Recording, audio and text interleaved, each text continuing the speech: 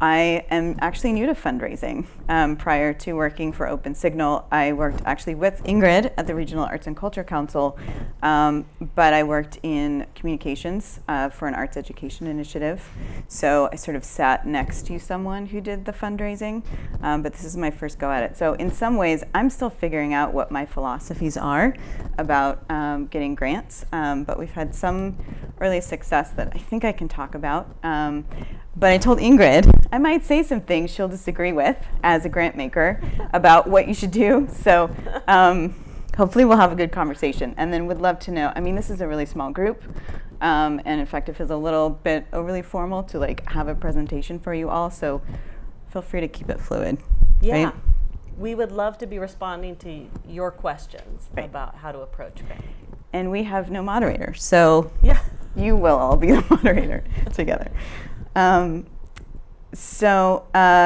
I'm just going to tell you some things that I think I've decided about what works for grant writing, and then again, you all can tell me what you disagree with. There's no one right way to do this, right? It's like equal parts art and science. So everybody kind of has to come up with their best practices for themselves. So I boil it down to 4 steps. And sorry for the sort of semi-poor presentation here. This computer didn't have all the right software. So step 1, come up with a kick-ass idea. This is the most important part of the grant writing process. You need to really be excited about the thing that you're writing a grant proposal about, and it needs to be something that's really important for the community, right? And you need to be able to articulate why the community needs this program, or if you're writing a grant for your organization for, say, general operating support, you need to be able to substantiate why the community needs your organization and why you're really excited about it. And if you can't check both of those boxes in terms of excitement and necessity, it's a great tool to consider whether this is a project that you need to pursue. As I see it, the grants world can be really funky in the sense that there's like a weird power dynamic that can happen between funders and grantees. I like to see it. I like to see it as an ecosystem. Because, and this is what I mean when I say that. We obviously need money to do our really great work, but also grant makers, they don't get to do the work, right? They're depending upon us to come up with the really kick-ass ideas for the benefit of the community. So they're relying on us to provide them with like the best ideas and the most incredible proposals. And so our job is to do that and to help them out in that way. So that's how I see it. What do you want to add? I'm going to say from the funding perspective. My name is Ingrid Carlson. I'm a grants officer with the Regional Arts and Culture Council, which is the nonprofit public funder for the Portland Tri-County region. We're the stewards of funding through the city of Portland and the local counties, so public investment in arts and culture here. And it's funny to hear you say the funders are waiting for the kick-ass idea, because I would say there are so many kick-ass ideas out there kind of knocking at the door, and there's much fewer resources than there are to go around for the kick-ass ideas. So I would say even private foundations or public foundations, there's the demand, the need greatly outweighs the funding resources. So, yes, the programmers need to come up with the kick-ass ideas, but it's such a competitive market out there because there's much more out there to support than funding to go around. Right. That's true. Okay, you need to research your funding opportunities. So funding opportunities are all really different. Targeting is really important. So I don't really want to compare funding to like a romantic relationship, but it's a relationship, right? And so like you don't want to date somebody that is just willing to go on a date with you. You want to go on a date with someone who's really excited about what you have going on, right? And so I think it's similar kind of matchmaking process. And this is my background is more in PR, and this is kind of how I deal with media relations too. Like, you want to find the journalists and the funders that are really excited about the work that you're doing. And so it's a process to figure out who those people are. Like, who are the folks that are the best match for the work that you do.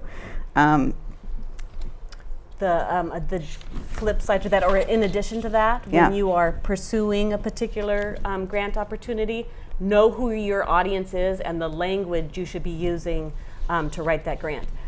You know, the Arts Council is funding arts projects, and sometimes we see projects from social service agencies that are using the arts to support a particular group, or even Open Signal as a community media organization. They're going to have a different language speaking to something around technology, or when they're seeking funding that's going to support the community, the social service community that might be served. But they have to use arts language when they're applying to RACC. And sometimes it seems to me grant writers aren't thinking about that. That an arts council wants to know about the art making, about the creativity, about the innovation, and the if that's not in the grant application, as powerful as it might be, who's being served with that project or opportunity, they haven't thought about who the funder is that they're going to with the grant.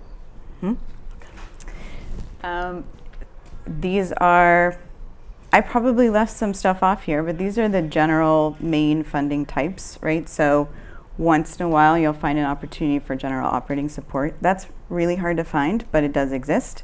RACC provides that kind of support. Capacity building support is like if you need a new staff person that will help you do work to increase your ability to provide services to the community. Capital funding, so like building project or equipment. And then really most funding, in my view, is really for project support. So if you have you know, like a short-term or a long-term project that you want to launch or to continue, that has a specific focus and a specific audience, that's generally the main thing that you're probably going to be looking at funding for. What did I leave off this list? I mean, you know, you guys do professional development, but that's kind of under projects, that's right? Kind of under projects, yeah. Okay. So there's this thing called the Foundation Databook, which is like this huge book that's really expensive that has like every foundation in the state of Oregon. There's also a digital version that you can pay a lot of money to get online, or you can go to the library and check it out. Might be something to look at. I think it's more efficient just to look at who's funding your peers, right? So who are the other organizations that are in your space? Everybody's got a listing on their website that shows who their funders are. So going to see who those are makes a lot of sense, because then you know that that funder has some framework for the work that you're doing, because they're already funding work that's in that area. Any thoughts on that? No. No. I mean, it doesn't sound right to be poaching other people's funding support, but it's one of the best ways to look and see who's out there. Mm-hmm. There was a question of... It's called Foundation Databook. Mm-hmm. Is that just for Oregon? Or is that, you said Oregon? It's an Oregon Databook, but I'm sure there's one for every state. Yeah. And the Secretary of State will have that Foundation Databook? It's just well, the library has it. I think there's an online version that you can get that you pay for, but I know it's for free at our library anyway. And then there's a print book too that you can leave through if that's what you want to do. Okay, this kind of relates back to what Ingrid was saying before. Like, really understanding your funder is super important. I mean, that's kind of the most important thing, because you're going to be wasting a lot of time if you're going after money from someone who isn't prioritizing the kind of work that you do. So really take the time to dive in, read everything that's on their website about who they are and what they do. Usually they'll have a list of past grantees, so you can get a sense of who else they're funding and at what levels, so you can understand you know, what types of organizations they're giving to and for what types of projects and for how much money. if they're a really cool funder like RACC, they'll actually have like a community info session where you can go and hear in person from the grants officers about what kind of work they're trying to fund and ideas about how to submit the best possible proposal. And then feel free to reach out to the foundation directly if you have questions. I'll talk a little bit more about that in a minute, but you know, it's their job to help you complete the grant process. So assuming that you have a really smart question, they're there to take those calls. And then I really recommend, has anyone been on a grant review panel? Great.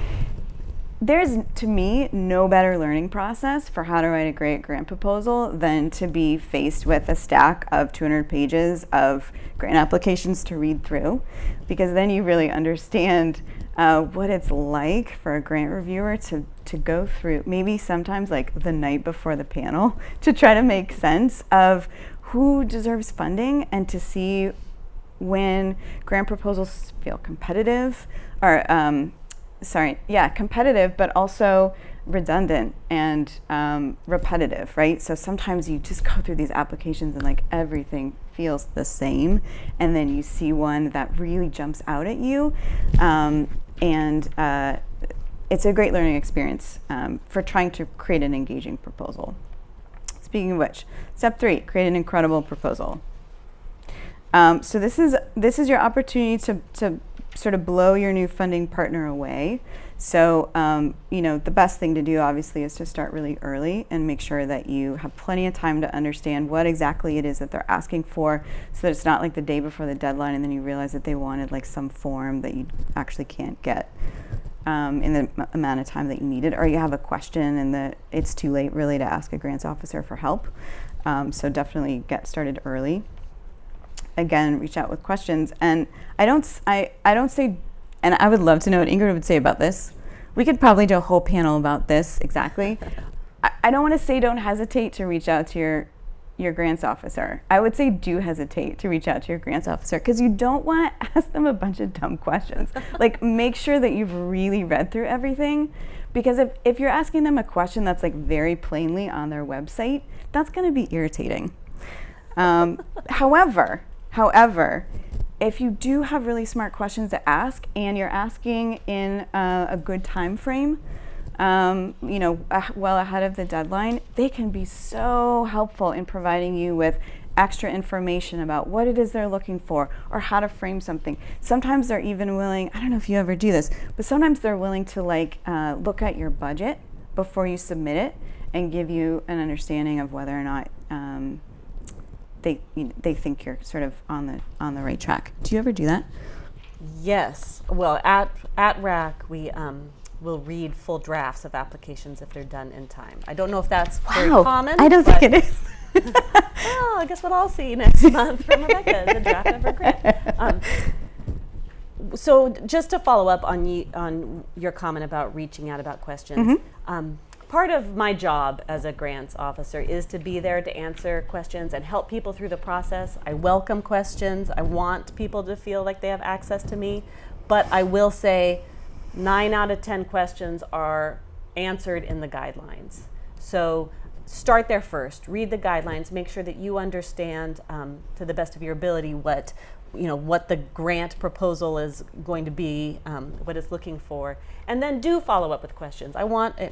We're never going to be able to write a grant guideline that speaks to everybody. So I am available, and grants officers at many foundations and councils are ready to answer your questions. But I'm not going to be there the night before it's due. So start working on it early. Okay, this is my favorite part. So once you start writing the proposal, that practice of crafting the story can be really, really fun. So this is the time when you get to take a moment to really think through, again, why it is that you're excited about this project or about your organization, and why the community is better off if you're able to execute what you're requesting funding for. So, and I would say really make it a story and really make it community driven. because if it looks like this project is really just great for your organization, nobody's going to care, right? Like funders want to fund projects that have a bigger community impact on some level. And maybe you're looking for funding for something that will very much benefit, like the capacity of your organization. But if you can contextualize why that matters to someone who's outside of your organization, that's when it's going to be really special. So I would say enjoy the process of telling that story and making your proposal really fun to read. Because that's going to be what will stand out when someone's reading 200 pages of proposals the night before the panel. You want to inspire your reader.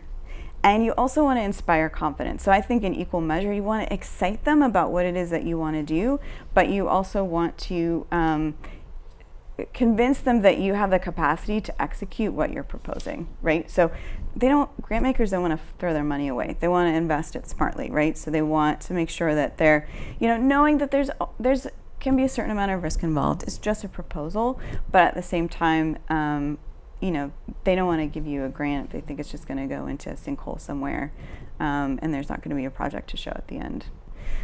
So you have to show that you're innovative but also responsible.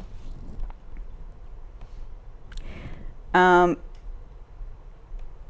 hate budgets, but I try to make a budget like a little microcosm of the story. Right, so like you should be able to look at a project budget and in some ways understand everything that's happening within the project.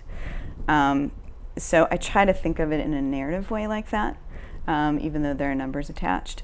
Also make sure that you're thinking through every aspect of the money that is needed to execute the project. So think about the overhead that exists, right? Like there's a lot of staff time that probably is going to go into making this project happen. There's space costs. There's probably some in-kind stuff. So think about everything that your organization is bringing to the table to make this a success, and make sure that you add that to the budget, partly because your funder wants to see that you have some skin in the game. But they also want to know all of the resources that are going into making this project a success. So I think it's really a disservice to everyone to underestimate what it really takes to execute something.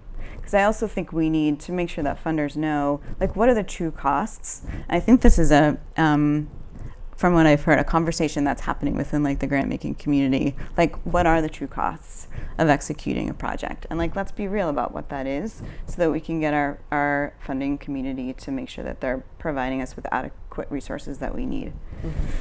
Mm-hmm. And then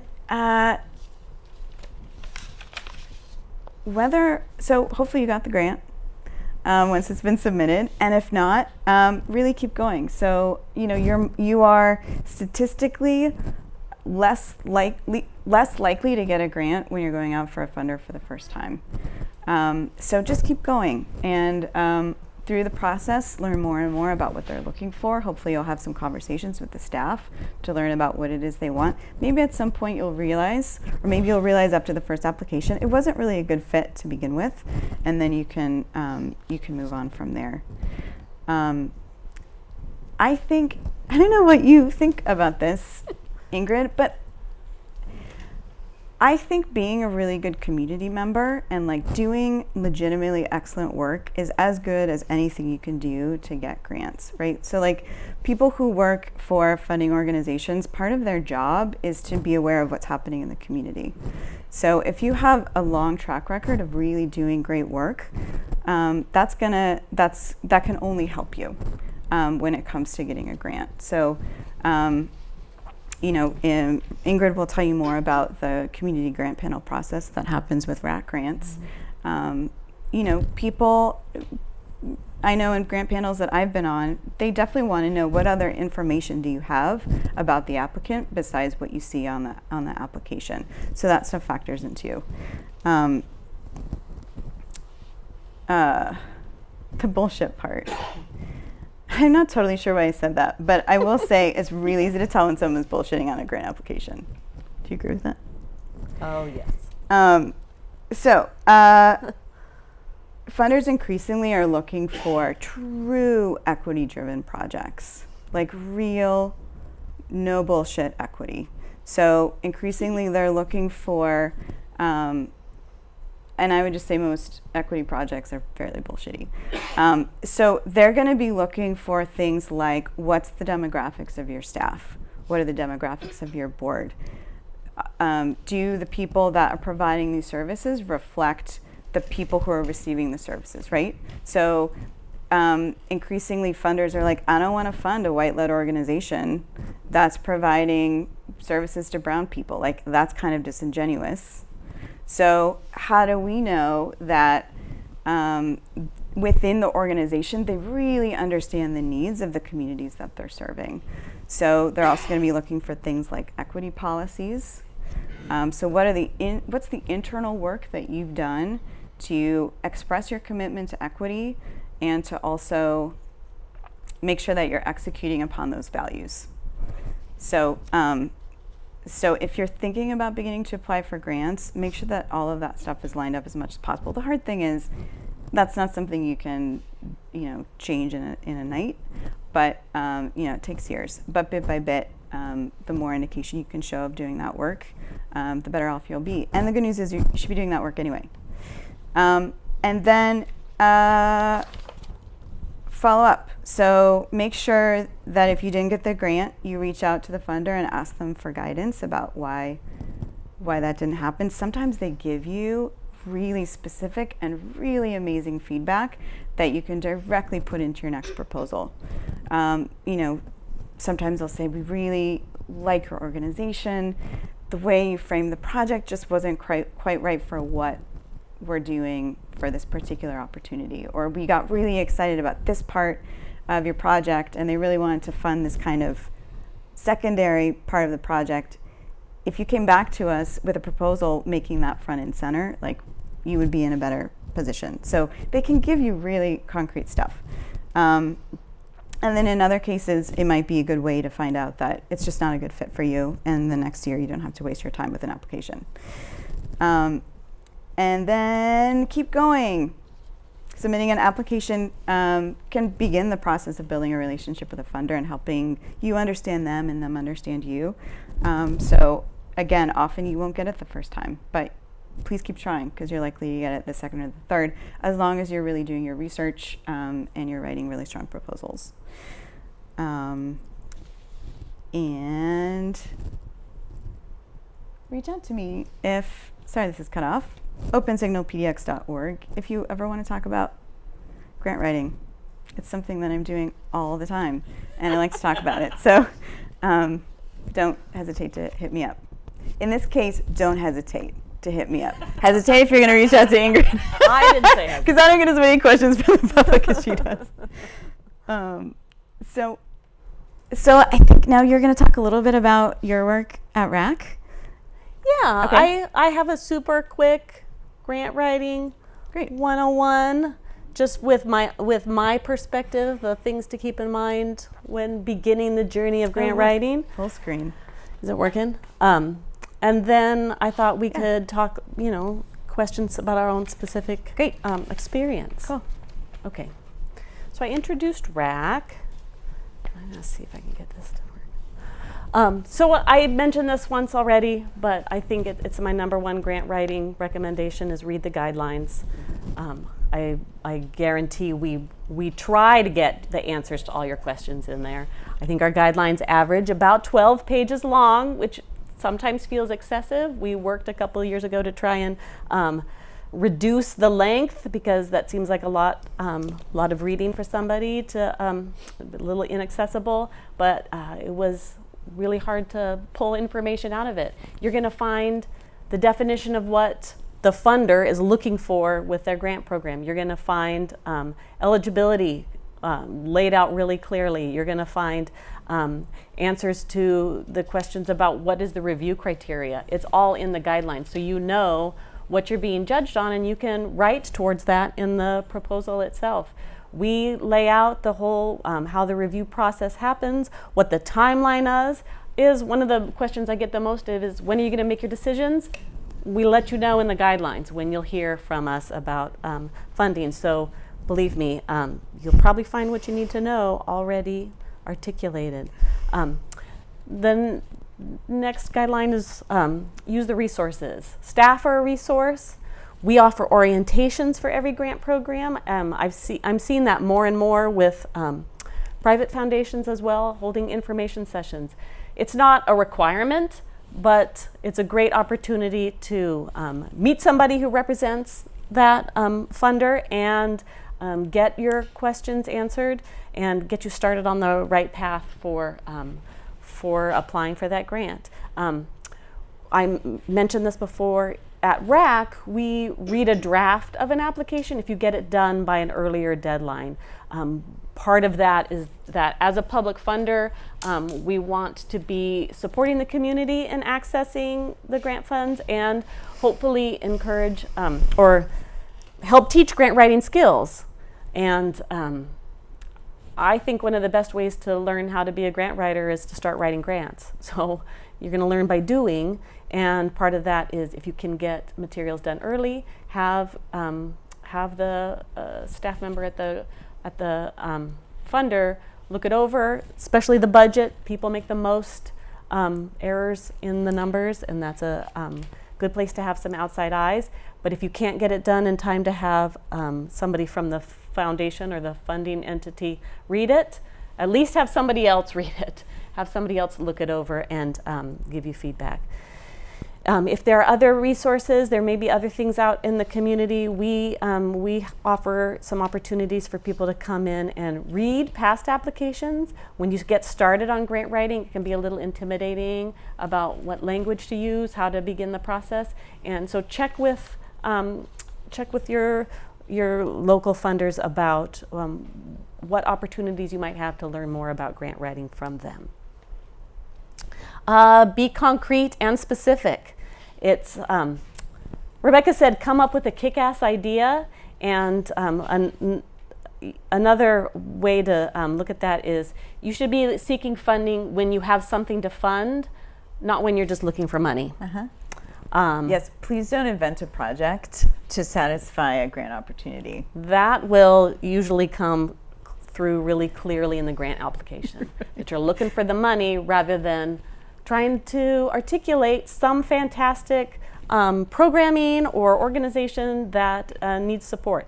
That's once you have that actual program in mind, you're going to be able to write about it, you're going to articulate your plan, you're going to be able to give specifics about who the people are involved in your programming, what the timeline is, what the budget's going to look like, and that's going to come across in the proposal as opposed to here's a grant, what can we come up with to apply for? Rarely successful. Provide support materials that best reflect the project or what you're applying for. I'm coming from the Arts Council. We have artists who are applying for funding. We also fund a lot of arts organizations. Open Signal has applied for support for their New Media Fellowship. And when it comes to the application, people are filling out the questions, they're answering, describing the project, describing their audience, filling out a budget, but then they're also asked to provide support material. And they have to upload that as part of the online grant process. And for our programs, it always includes work samples, and those work samples should be related to what you're applying for. You should have documentation of your programs that is professional, that is related to what you're applying for, and help support your programming. Don't put that off to the last minute, or think that that's not as important as the application narrative itself. We always ask for budgets or organizational budgets uploaded.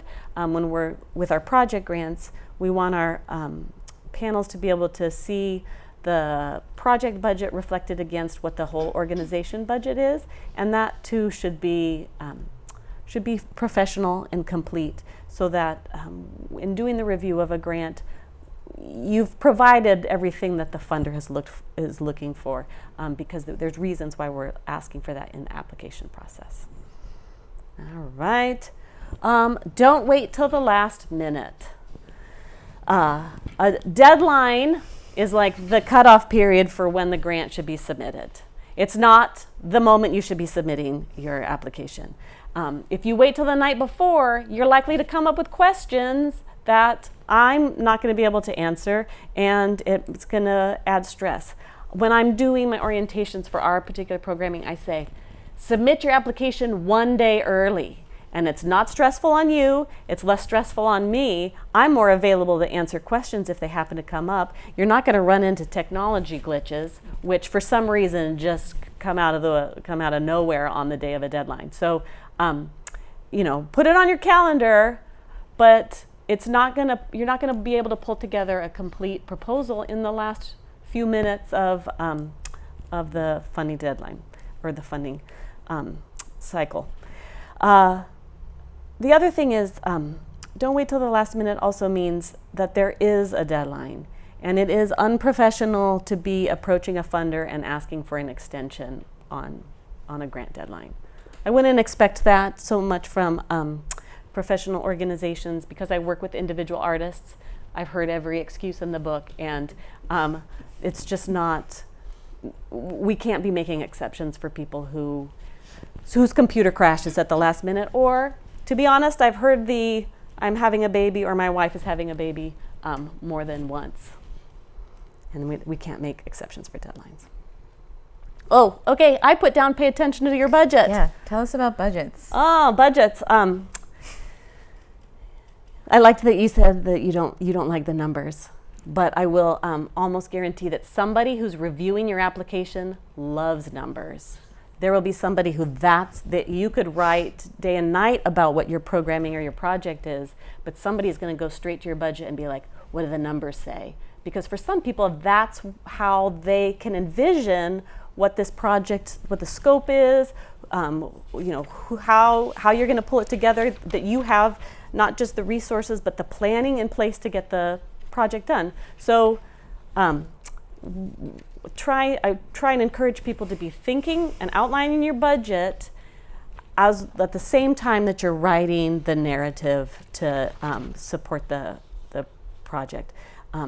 One of the things that can stand out for a reviewer is they read this great proposal and then they get to the budget and there's things in there that they hadn't talked about, technology needs that haven't been described in the actual programming, or they really need the money for space rental or for promotion costs, but they don't have a really clear promotion plan laid out in their in the narrative. They should really be a reflection of each other. The budget, along with the narrative that's describing your program. This should seem obvious, proofread, but you'd be surprised at the number of typos, the times people have provided a link to something online. Perhaps they want to direct you towards some programming on Vimeo or YouTube or something that allows you to see something on the web, and the link is broken. Like, prepare your materials in a way that gives you time to check things like that. Have some outside eyes look over, proofread those budget numbers. Sometimes the math is funny, and that'll affect the success of your proposal. That was my last one. Oh, that's my last one. We'll leave it on proofread. Thanks for So those are my basic grant writing 101 things to keep in mind. But then we had some questions for each other, huh? Can you just say a little bit more about what your life looks like the week leading up to a grant panel? No. First, I want to know the week leading up to a grant deadline. Well, it's awfully quiet, and then in the 2 days before the deadline, it gets really busy. I'm a procrastinator. I know it's human nature, but it's not the best grant writing practices, but it is very normal to be waiting until the last minute. Then the 2 days before, I am answering emails. I am talking to people on the phone, answering their questions, helping them, helping decipher questions. Sometimes it's true, a grant application will be asking something that you're not sure how to approach, and that's part of my job, is to help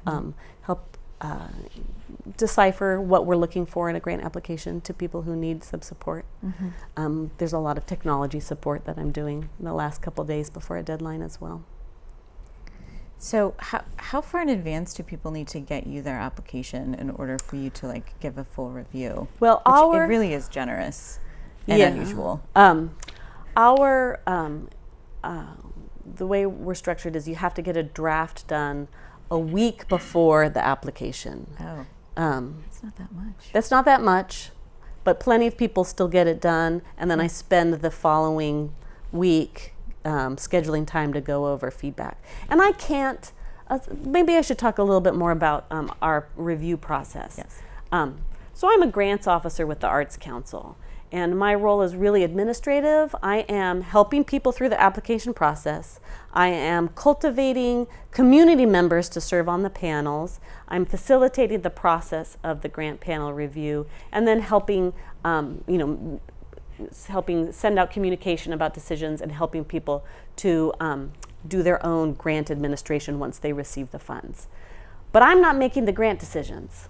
I'm not a decision maker as part of my role.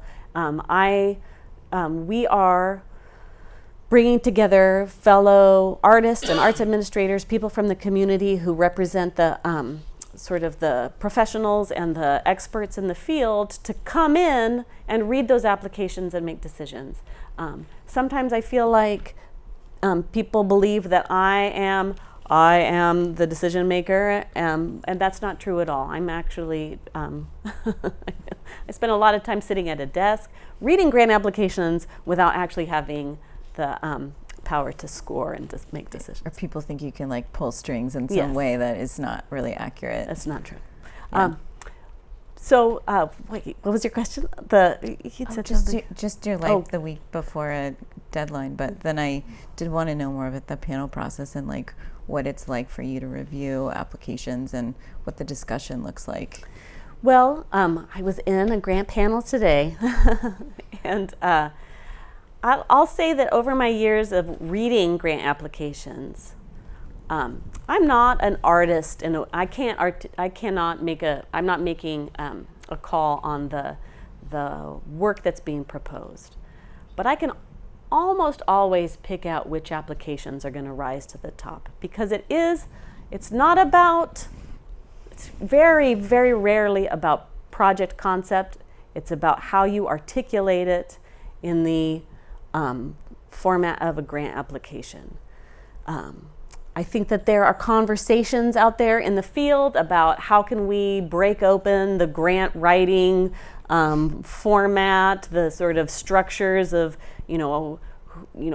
awarding funds to the best written applications.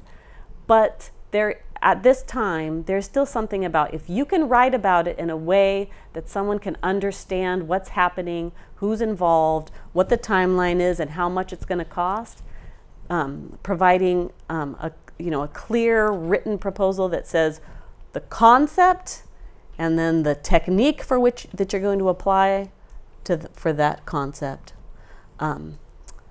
then it's going to resonate with the widest range of people who are serving as panelists. Can I add to that? I liked that you talked about specificity, because I think, sort of as you're crafting your story, yes, you want to get them excited, but you really want to paint a picture.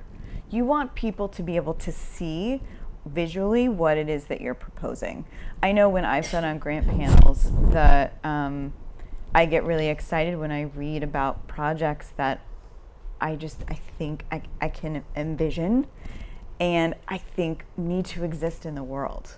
But if you're getting hung up with a lot of questions about how the pieces fit together, it's distracting, and it makes it so you can't get to that place where you can see what it would look like.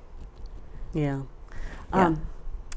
There is two other things I think to keep in mind about the grant making world.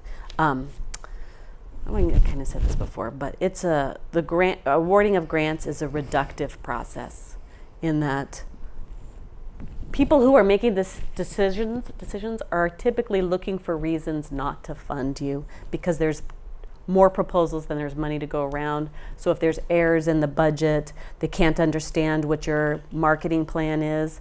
It just raises questions and allows them to kind of move on to the next proposal. And that's frustrating, but that's the reality of the need versus the resource.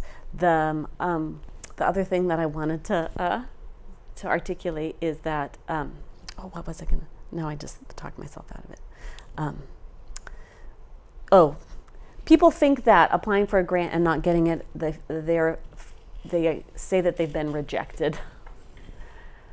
And it might feel like rejection if all that work goes unrewarded with the grant funding, but I prefer people to think about it as you weren't selected this time. Because it usually isn't about the ideas you're proposing, it's about how you've been able to put it into the grant application. And you're learning from every time you're writing a proposal, you're learning better how to articulate, you're developing that relationship with the funder, and we offer feedback to anybody who applies for a grant. You can come and say, what was the panel discussion? What were the strengths? What were the concerns? And you can learn a lot about your own grant writing by getting that feedback. And I recommend people do it so that you can come back the next time around and be selected. Can you just paint a picture of what the panels look like? How are they assembled? Who's on them? What do you do? How long does it take? What's the process? Well, it's different for our different grant programs. In our project grants, we're doing art projects, so we're bringing together artists. It's typically, if they're small, 3 to 5 panelists. We try and engage new panelists as much as we can because a different set of eyes is going to have a different reaction to the proposals. The batch of applications somebody's reviewing is going to impact what they're going to get excited about. So we try and you can always come back. You can always, seek feedback and resubmit with the confidence that somebody else is going to have another look at your proposal. Some of our larger, like general operating support panels are made up of board members, other funders, people who are knowledgeable about the entire arts community. So it is typically outlined in the guidelines who we're engaging to be on panels. And that is, again, something to keep in mind when you're writing the proposal. Who's the audience that I'm writing to? Mm-hmm. I want to say to you, because I've never been a grants staff person. I've only been like a community panelist. But on all the panels that I've been a part of, know that everyone reads and discusses every single application, right? So it's not like when you apply for a job and like maybe rise to the top and maybe you sort of fall by the wayside, but like every single application is scrutinized and talked about, and maybe not to the same degree. Maybe there's some that everyone's kind of, in agreement that it's not very competitive, and that one maybe gets discussed a little bit less, or sometimes those get discussed more because there's something to talk about. But everything that you write and include is noticed. And so it's really important to be thoughtful about every detail. Mm-hmm. Rebecca, I have a question for you. Yeah. Did you get the first grant application you submitted that you wrote? Yes, it was to RACC. I said if we don't get this one, I'm just going to have to quit right now because I know what RACC's looking for. Also, it was a good project. And the seed funding you gave us made this a really big project. Mm-hmm. It was very cool. Was there something else? Or I actually got no, you know what? That's wrong. The first grant I applied to you was at the City of Portland, and we didn't get it. It was the project grant was the second one that I applied for, and we got that. So our success rate has only been about 40%, but that's actually really, really good. That's really, really good. So don't expect to get the first or very many of your first applications, if any. You might get none of them. But don't be discouraged. No. That rinse and repeat. That's normal. It's totally normal. Just carry on. Yeah. Yeah. And it's a And make sure you're learning as you go. it's a muscle that you build up. Mm-hmm. But I also want to say that I came in with more knowledge about how the grant making process works than most people. I think that was kind of my secret weapon. Even though I hadn't written grant applications before, I had been on a lot of You've been grant at panels, and so that really made a difference. And I really knew a lot of the funders well, so I kind of knew what they were looking for. Yes. Yes. Saying, Rebecca talked about equity. Ingrid didn't talk about equity at all. So I mean, tokenization works. You know, I mean, all the staff is white. You know, the funders are half and half, or maybe more than people of color in those communities who are putting in. But you have a one token volunteer or somebody, a person of color or something. Would that work? It's, It flies these days. And that's what the standards are.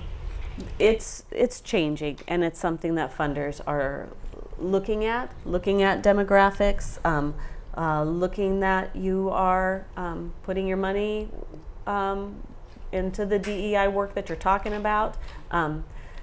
I would say things are slow to change from a funder's perspective as well as a community perspective, but it is in the conversation out in the community, and RACC as a funder is trying to lead that kind of change in how we're supporting our arts organizations. Yeah, it's Centering those voices or tokenization Um, goes by. That's what I want to hear from you. I mean, I know she's very conscious about it, Uh-huh. but I want to hear from you that tokenization versus centering those voices, meaningful or lip service. well, from a funding perspective, funder's perspective, my experience is in the arts community. There is a long history of support of Eurocentric white organizations, and Portland specifically has not had a diverse community or diverse arts community supported with our general operating support dollars, which is the holy grail of funding. Yep. And RACC is very aware of our, I think, role in not supporting, not having centered voices for organizations of color, and has added some, shifted some funding away to specifically support culturally specific organizations with capacity building funding. It doesn't. We are also asking questions about equity in our grant applications. We are looking at the diversity of board and staff and volunteers and artists, as well as the diversity of audiences, in order to make sure that our funding pool is reflective of the entire community. And so those conversations are happening, and it is an ongoing learning process for the funders as well as people who are seeking funding from RACC, and what changes need to happen.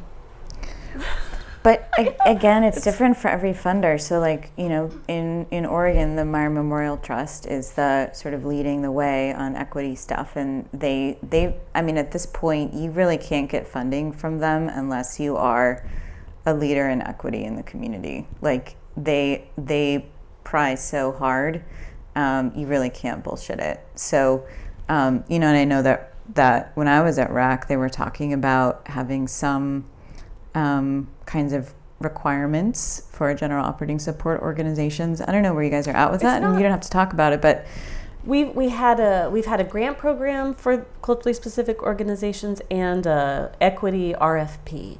And what we're looking at is the way as a funder we are looking at it is putting some resources into equity specific work and trying to make room at the table for access to all of our funds.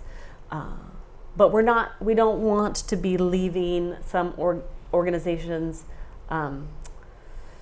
abandoning organizations in order to make room and give everybody a slice of the pie. It's complicated, but we're working on it. There's a question in the back too, but go ahead. Do you have suggestions for local organizations, state organizations versus like national donors, national funders? I know that we're all community media based, which can seem like local is the easiest choice, but if there's like a specific affinity project, like do you think that it's that might speak to a national organization of some kind of I don't know, charity or 501c3, something like that?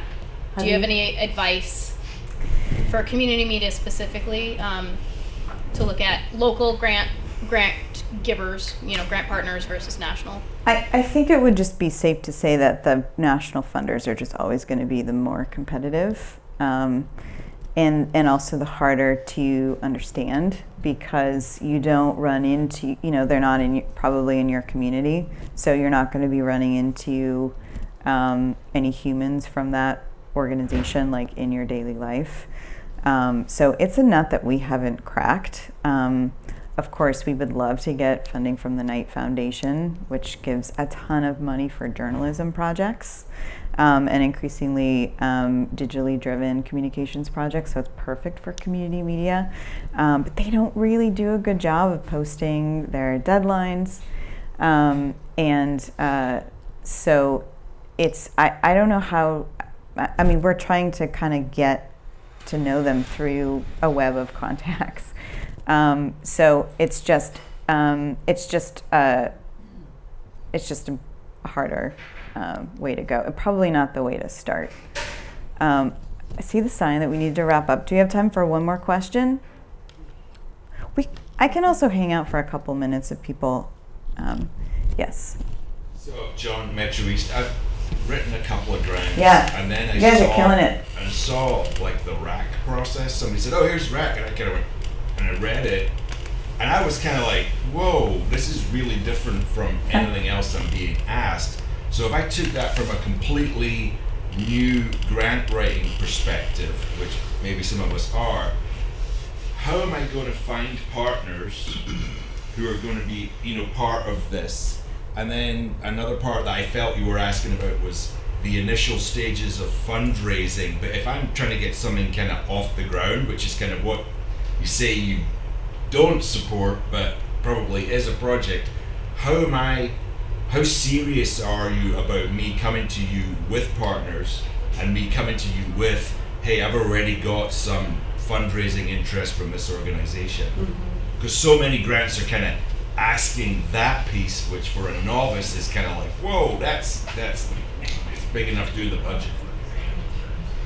I think you can come to RACC with a pilot project, but we do have review criteria that is based on other contributions in the budget, in the financial picture.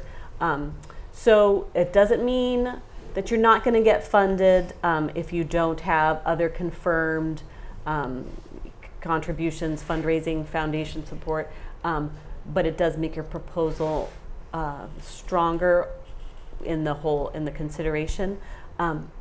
It's going to be, I would encourage you to attend an orientation. I don't, because then we can talk more specifically about my grant program. And you'll learn a lot about how to approach the inquiry application, what we're looking for when we ask for your total budget and your RACC grant request. And then we can even, part of the things that staff do is meet one-on-one with people who want to have a conversation about what their ideas are and how it fits with our grant programs. So, nothing else, leave you with that. Contact the people, contact the funders, and see what kind of support they can give you. Okay, great, thank you. Yeah, we'll just take this last one until Just quickly, a question for each of you about your job satisfaction. Yeah. Before I've always considered grant writing. When I've looked at grant writing jobs, I've always thought, oh my gosh, this is the last thing I want to do. Yeah. But you seem to make it fun. You seem like you really enjoy it. Why did you decide to become a grant writer? Yeah, well, so I don't write all the grants. I'm sort of in charge of identifying opportunities, the sort of the strategy of it. And actually, we had a grant writer until recently, and since she passed on to another organization, I've been picking up the slack. So I didn't go into it thinking I was going to do it all the time. Unless it comes across that you enjoy your work. You got to. Well, I mean, ultimately, I'm a marketer. And so I do get joy out of crafting a package and getting someone else excited about what I'm talking about, right? And I only work in nonprofit for a reason, because I tried working in business for a minute and that was awful. I only want to sell things that I think need to exist in the world. And so, okay, now we're really gonna get kicked out. But I believe in it, and why wouldn't you want to get someone else to join in on something that you think is important? And briefly, Ingrid, in the package you get the average set of applications you get. What's the average breakdown of? These are outright rejections. These are maybe, and these are almost slam dunks. And do you have a great time laughing at some of those rejections?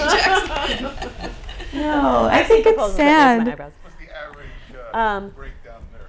Total average, I'd say about a third, you're like, those are ready to go. About a third, those are not ready to go. And then a third are right in the middle. And we fund, in general, in our project grants is our largest, we fund about 40 to 45%. So I can usually pick out which ones are going to rise to that top because of the way the application has been crafted. And then I never know which ones in the middle are they going to take a chance on, or which ones are not quite going to make it. Normal distribution. Yeah, it really is.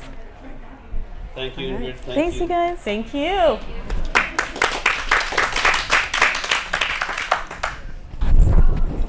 What do we do now? I don't know how to take this off. Thank you so much. I'm actually going to do some just real quick housekeeping and close the event.